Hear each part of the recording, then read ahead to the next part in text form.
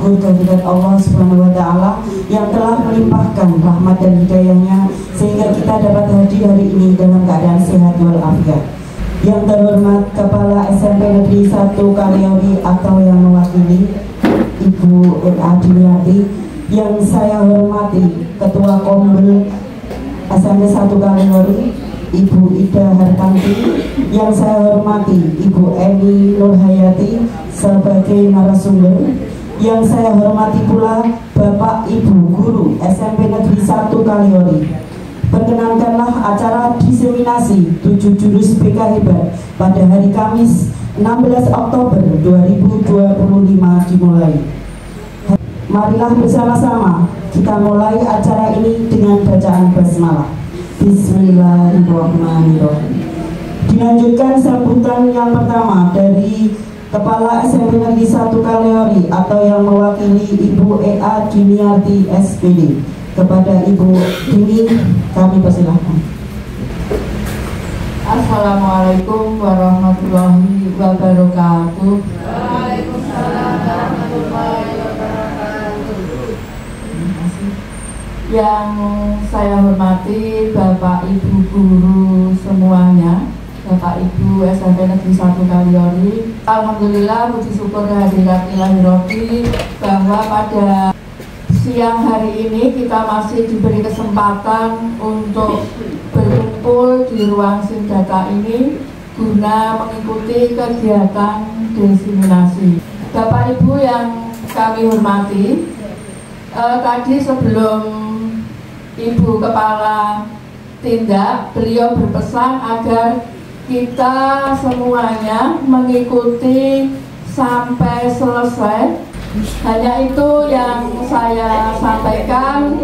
Semoga kegiatan ini bermanfaat. Kita ikuti dengan ikhlas, dengan sukarela. Insya Allah ada ilmu yang bisa kita dapatkan di kegiatan ini. Sekian, terima kasih. Wassalamualaikum warahmatullahi wabarakatuh. Waalaikumsalam warahmatullahi wabarakatuh. Dilanjutkan sambutan yang kedua dari Ketua Kombel SMP Negeri 1 Kaliori Ibu Ida Hartanti SPD. Kepada Ibu Ida Hartanti. Assalamualaikum warahmatullahi wabarakatuh. Mohon izin sebelumnya Bapak Ibu ya, saya tidak berdiri, tapi tetap kelihatannya besar ya. Baik, sebelumnya mohon izin mengucapkan alhamdulillahirabbil alamin kepada Allah Subhanahu wa Ta'ala yang telah memberikan kepada kita semuanya untuk selalu melaksanakan kegiatan yang baik, berbagi tentang ilmu apapun di sekolah kita dalam keadaan bahagia tentunya. Selawat serta salam kita curahkan senantiasa kepada Rasulullah yang kita nantikan syafaatnya dan jangan mati. Dan sebelumnya juga izin kami terlihat yang terhormat Kepala SMP Negeri 1 Kaliori Ibu Sukamalisir MPD yang dalam hal ini diwakili oleh Wakil Kurikulum dengan E.A. Diniati SPD, dan juga narasumber Bu Eni Nurhayati, dan tidak lupa Bapak Ibu semuanya anggota komunitas belajar Galaksi di SMP Negeri 1 Kaliori. Karena komunitas belajar kita itu di sini adalah untuk wadah sharing ya Bapak Ibu ya. Dan untuk komunitas itu sendiri adalah memfasilitasi kita semua selaku pendidik khususnya, dan bisa juga tenaga kependidikan dalam urusan ke kurikulum atau kepegawaian di SMP Negeri 1 Kaliori.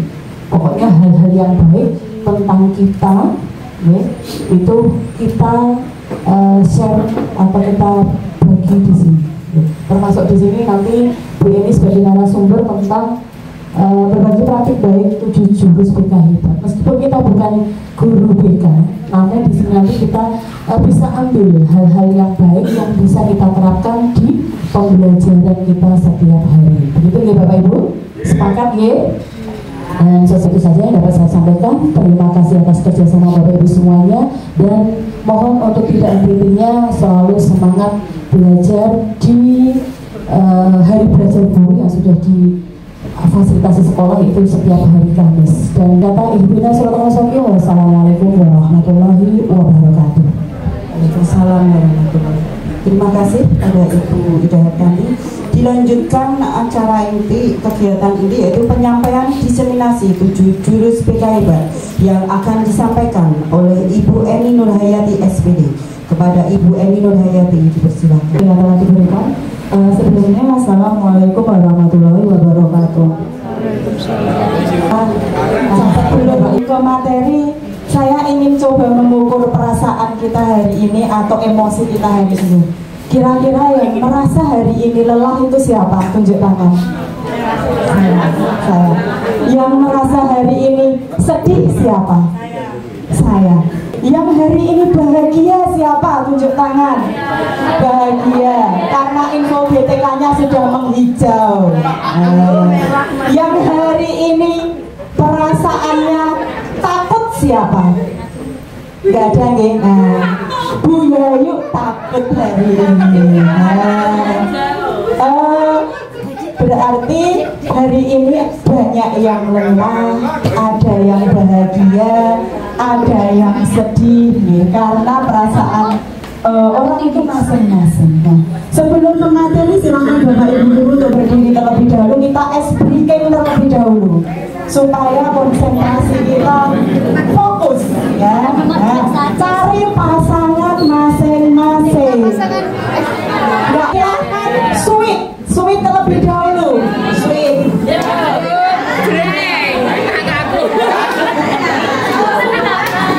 Yang menang ya,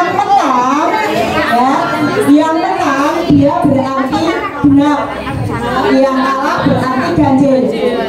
Dengarkan instruksi saya ya. Yang genap berarti jika saya menyebutkan angka genap tangannya semuanya gini deh. Nanti jika saya menyebutkan angka genap berarti yang genap menangkap, yang ganjil menghindar atau tarik ke atas. Oke. Jika saya berbicara angka ganjil berarti yang genap menghindar, yang ganjil menangkap. Nah, silakan dengarkan baik-baik. Suatu hari ibu pergi ke pasar karena mau ada tamu ya. Ibu membeli apel 4 kilo.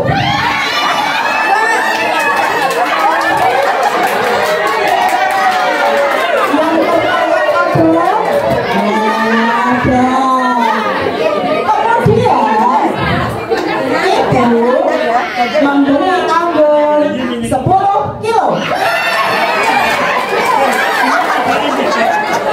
Berarti kalau saya menyebutkan 10 kilo yang benar menangkap, yang banjir menghindar. Karena ternyata buahnya semuanya kurang, ditambah lagi beli salak 3 kilo.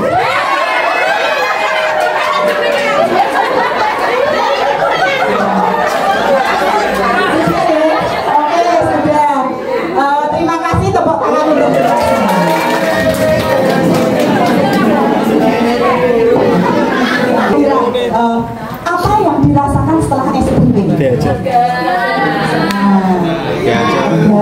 Yang tadi saya diberi kesempatan, waktu dan tempat untuk mendesimasikan tentang 7 jurus PKIB. Saya bukan berarti menggurui atau saya lebih pintar ya. Kebetulan memang saya yang lebih dulu mendapat ilmunya. Itulah yang sudah mendengar 7 jurus PKIB Bapak Ibu. Masih asing nih. Ini 7 jurus BKIB. Kenapa kok harus guru mata pelajaran yang mempelajari? Kenapa kira-kira? Kok nggak BK saja? Kenapa kok harus di-share ke semua? Karena nanti hubungannya dengan Peraturan Menteri Nomor 11. Peraturan Menteri Nomor 11 tahun 2025 tentang pemenuhan jam mengajar atau tugas, pemenuhan kerja guru, di mana Bapak Menteri kita telah mengadakan yang namanya guru wali. Guru wali ini nanti harapannya bisa menguasai menguasai 7 jurus BK hebat. 7 jurus BK hebat ini merupakan materi ajar pelatihan yang akan diberikan kepada Bapak Ibu guru semua. Nanti ke depannya setelah dari ini kan kebetulan memang guru BK dulu yang dipahamkan. Guru BK dulu dipahamkan.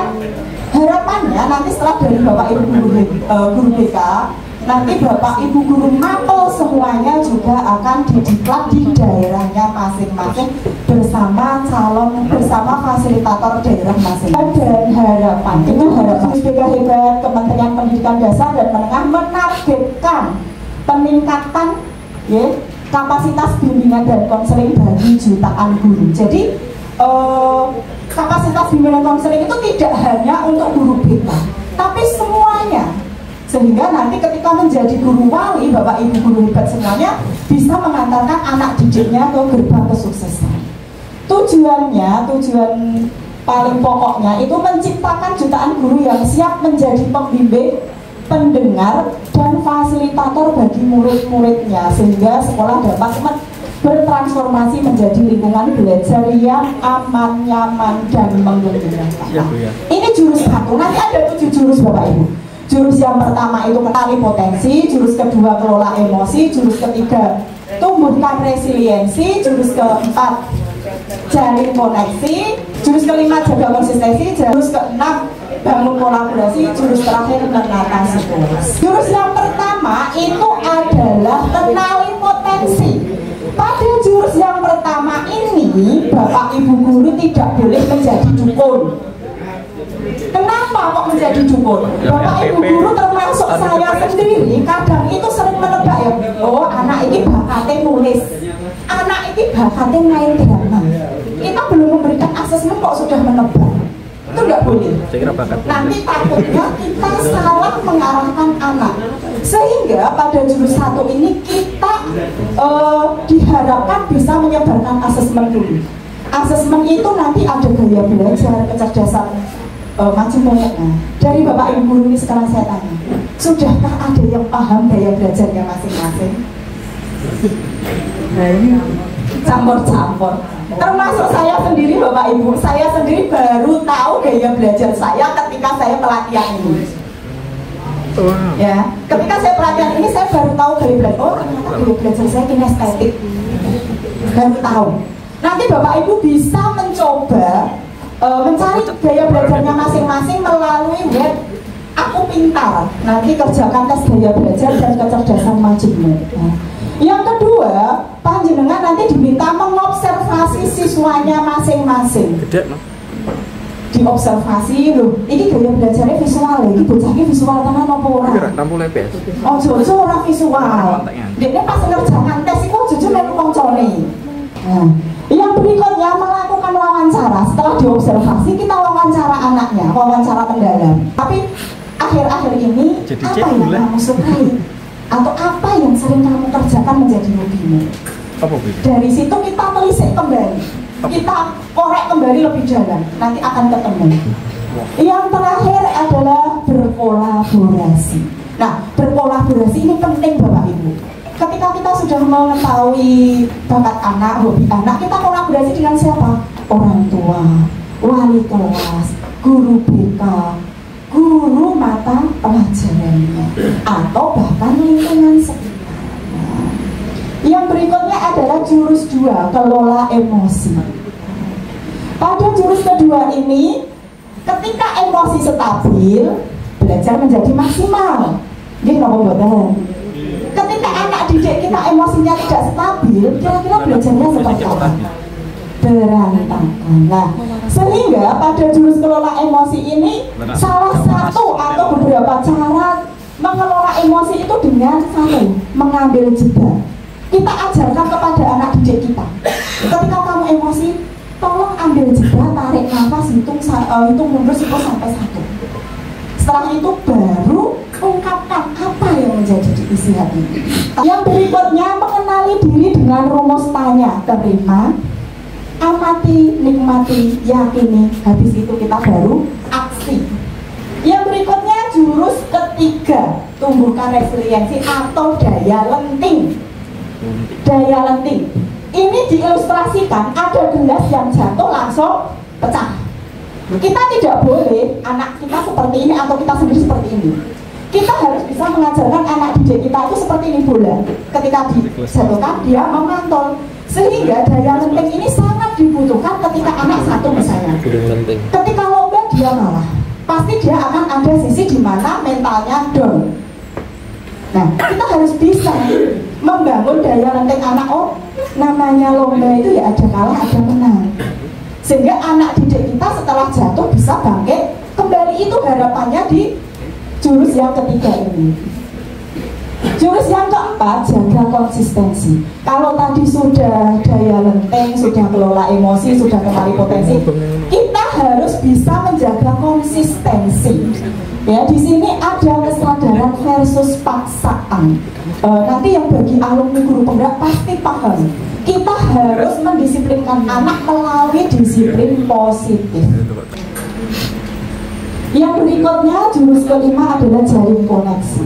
Kita harus menjalin koneksi Bapak Ibu.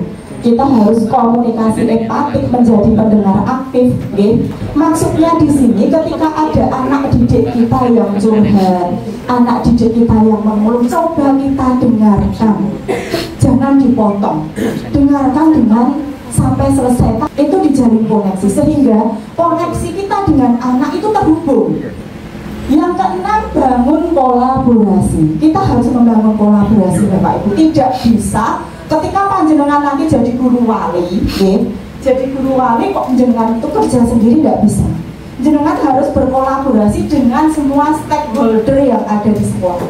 Mulai dari orang tua, kepala sekolah, tenaga kependidikan, TU ya, TU, tenaga tata usaha, Pak Satpam, tukang kebun, wali kelas, guru materna.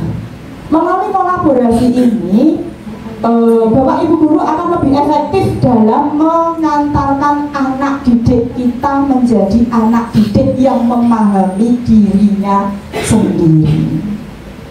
Jurus yang terakhir, jurus yang terakhir adalah menata situasi, di mana kita harus menciptakan lingkungan sekolah yang aman, nyaman, damai, tentram.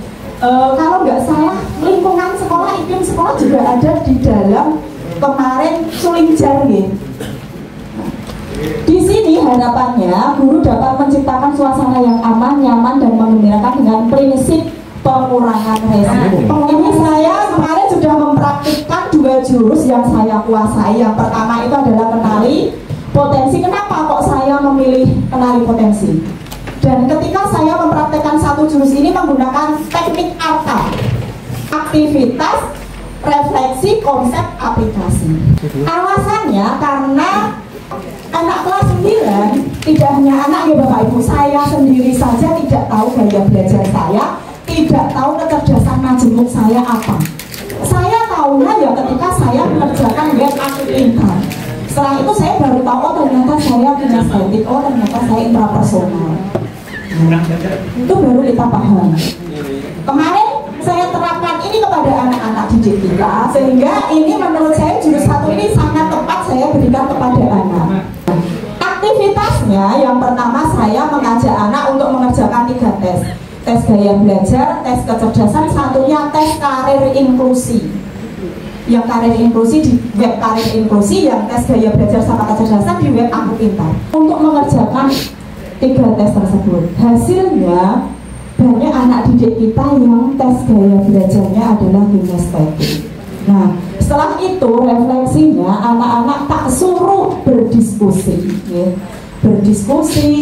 diskusikan hasil dari gaya belajarnya tadi, apakah sudah benar-benar sesuai dengan kebiasaannya atau belum. Konsepnya saya menerangkan tentang kenali potensi. Mulai dari gaya belajar ada 3, kecerdasan majemuk, tes karir yang menurut Golem Riaset itu, sama tes karir inklusi termasuk jenis pekerjaan ke depannya. Aplikasinya, anak berkelompok mengerjakan LKPD, ada gambar. Ini termasuk gaya belajar apa? Berikutnya ada gambar lagi, ini termasuk kecerdasan apa? Yang berikutnya ada gambar, anak itu memberikan nama. Ini gaya belajar apa? Ini kecerdasan apa? Ini hasilnya yang tadinya ketika saya tanya gaya belajarmu apa, rencanamu ke depan apa, mau ke SMA, SMK atau bagaimana, itu belum tahu. Kemarin setelah saya berikan kenali potensi anak didik kita, meskipun ada beberapa anak yang tetap nggak tahu Bu saya mau kemana, tapi banyak juga yang sudah merencanakan pendidikan lanjutan. Terus yang kedua yaitu mengelola emosi. Alasannya yang pertama saya menyebarkan AKPD, di mana AKPD itu 2,46% siswa kita atau 124 murid siswa kita membutuhkan layanan mengelola stres dan emosi. Alasan yang kedua, masih banyak murid kelas 9 yang belum bisa mengelola emosinya dan mengekspresikan secara ekspresi kepada teman sekitarnya. Aktivitasnya yang pertama, saya ada kartu emosi pada waktu itu. Anak didik tak suruh ambil kartu emosi di depan. Anak tak suruh ngambil sesuai dengan perasaannya saat itu. Suruh ngambil satu-satu ke depan. Setelah itu, refleksinya, anak tak suruh menuliskan di kertas post-it atau sticky note. Okay? Setelah itu, kenapa kok kamu terkejut, kenapa? Kok kamu bahagia, kenapa? Setelah itu tak suruh menempel ke depan. Setelah itu saya berikan kesempatan kepada beberapa anak untuk merefleksikan atau mengelaborasi dari tulisan-tulisan tadi. Konsepnya saya menerangkan materi-materi tentang kelola emosi. Ada self awareness, ada self management, dan ada responsible decision making. Aplikasinya saya bentuk menjadi 3 kelompok. Anak-anak tak suruh menciptakan kelas yang bernuansa sel atau social emotional learning, di mana kelompok 1 tak suruh membuat gambar roda emosi, kelompok 2 tak suruh membuat papan cuaca emosi, kelompok 3 membuat jari emosi. Yang papan cuaca emosi itu anak membuat dengan kertas plano dan kertas post-it, lalu ditempel ada 4 emosi: sedih, bahagia, takut, sama jijik. Pengaplikasiannya, anak itu membuat itu di papan cuaca itu dengan kertas titik note ditempelkan di kertas plano. Anak juga mempunyai stik es krim, ditulisin namanya masing-masingnya, setiap pagi memasukkan emosinya masing-masing ke dalam papan cuaca. Hasilnya dari pengaplikasian, murid memulai mengelola emosi dia. Ada beberapa murid yang sudah bisa mulai mengelola emosi meskipun tidak nampak semuanya. Terus yang kedua, murid menggunakan papan cuaca untuk mengenali emosinya.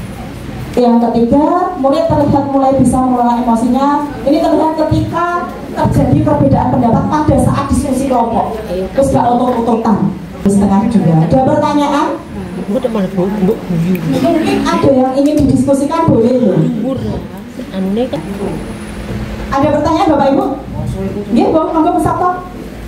Terkait dengan roda emosi, tadi kan kita fokusnya ke anak. Bagaimana untuk penerapan guru, walaupun di sini banyak guru yang notabene sudah bekerja lama, dan saya juga termasuk tengah-tengah di antara Bapak Ibu yang senior. Tetapi dalam hal penanganan anak, terus terang untuk emosi itu saya pribadi masih sulit untuk mengontrol. Karena apa? Kalau masih 1-2 kali, katanya emosinya kita masih biasa. Tetapi kalau berulang-ulang kali dan berkali-kali, maka dan terjadinya juga sering dilakukan, emosi kita otomatis naik. Bagaimana menjalankan, tadi kan fokusnya ke anak.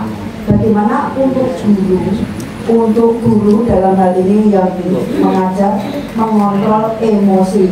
Apakah perlu dibuat seperti tadi awan, ada sedih, ada senang, atau kita menciptakan hal itu biar ada teman-teman yang mengatakan cemut dan lain sebagainya, atau ada roda empati dan lain sebagainya. Untuk anak itu terus terang saya kadang tidak tidak terkontrol lalu mengucap dan lain sebagainya. Bagaimana untuk mengatasi hal itu? Apakah tarik nafas? Saya kira saya tarik nafas berkali-kali, tapi tetap mental saja. Itu tadi kata-kata kalimat melenting, kayak lenting, bola melenting. Tapi kalau saya melenting membledos, itu bagaimana saya untuk mengontrol itu? Terima kasih Pak. Terima kasih Bu Sabto, pertanyaannya sangat luar biasa. Tadi Bu Sabto mengatakan kalau gurunya yang emosi gimana? Sebenarnya mengelola emosi tidak hanya untuk murid sih Bapak Ibu, untuk kita juga yang tarik nafas dalam, ambil jeda sekitar 10 menit atau 5 menit lah, atau hitung 10 sampai 1. Setelah itu baru sambil berpikir, setelah itu baru kita utarakan apa yang ingin kita katakan. Seperti itu.